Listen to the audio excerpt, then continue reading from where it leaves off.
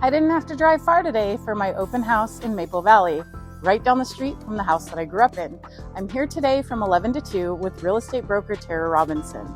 It has room for everyone with 2,260 square feet, 4 beds, 2.5 bathrooms. It's located in the heart of Maple Valley and the award-winning Tahoma School District.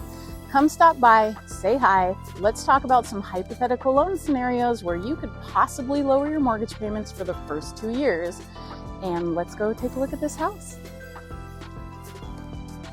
And we have Rosie, who's here to welcome us to our open house. She does not live here.